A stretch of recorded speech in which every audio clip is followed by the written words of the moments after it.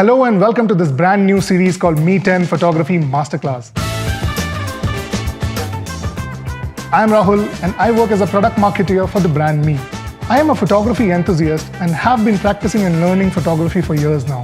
Over the course of this series, we will talk about the evolution of smartphone cameras and also get into the future of smartphone photography. We are going to bust some myths and teach you some tricks and also simplify all the jargon around smartphone photography. All of this powered by the Mi10. So let's get started with this masterclass. They say that the best camera is the one that's with you, and we couldn't agree more. One important thing about photography is the tech that helps you get that perfect shot. But it's not just about that. It's also about you and how you see things. All you need to do is find the device that suits you, your style, and makes shooting a whole lot fun. For me, it's the Mi10. The debate around DSLRs and smartphone cameras is an old one. And rather than joining in on it, we would take some time to declutter it for you. Light is the basis of photography, and without light, there will be no photography.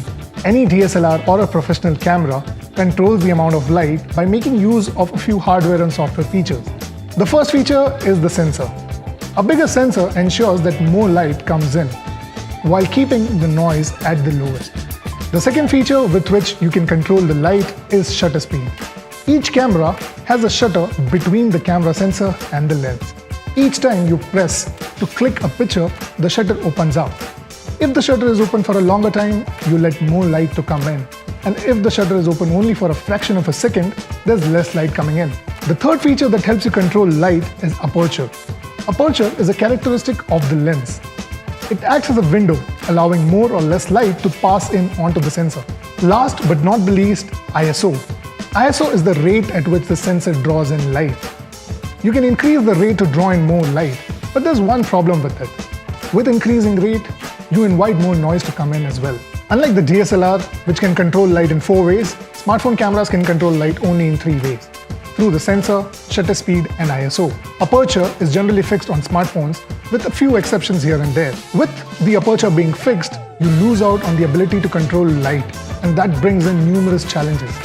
The sensor of a smartphone camera occupies much less space compared to the sensor of a DSLR, which means it accepts a lesser number of photons for the same time of exposure. DSLRs and mirrorless cameras, on the other hand, also have better range for shutter speed and ISO. The smartphone camera technology has been ever evolving, and since its inception, we have overcome many challenges that we faced initially. Take Mi10 for example. To solve the problem of a smaller sensor not allowing sufficient light, the Mi10 comes with a big 1 by 1.33 inch sensor. This is fairly bigger than most of the commonly available sensors in the market. While it is a bigger sensor, it also packs in 108 megapixels. It uses pixel binning to club light from the adjacent pixels and form one big superpixel, enabling a bigger pixel on a bigger sensor. We all face the issue of not so sharp images in low light conditions. One way in which the camera tries to overcome this problem is by adjusting the shutter speed and ISO. But with adjustment of the ISO, a lot of noise creeps in. So this isn't the best workaround. And to deal with this, the Mi10 comes with OIS. Even in low light conditions, it keeps the camera steady so that you get crisp looking videos and images in any lighting condition. Additionally, making use of computational photography and AI, Mi10 tries and emulate a professional camera experience, making it one of the most promising smartphone cameras out there.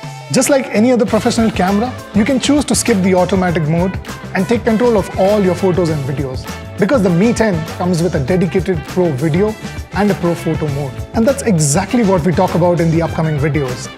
Thank you for tuning in and stay tuned for the next one. Until then, keep shooting and keep learning.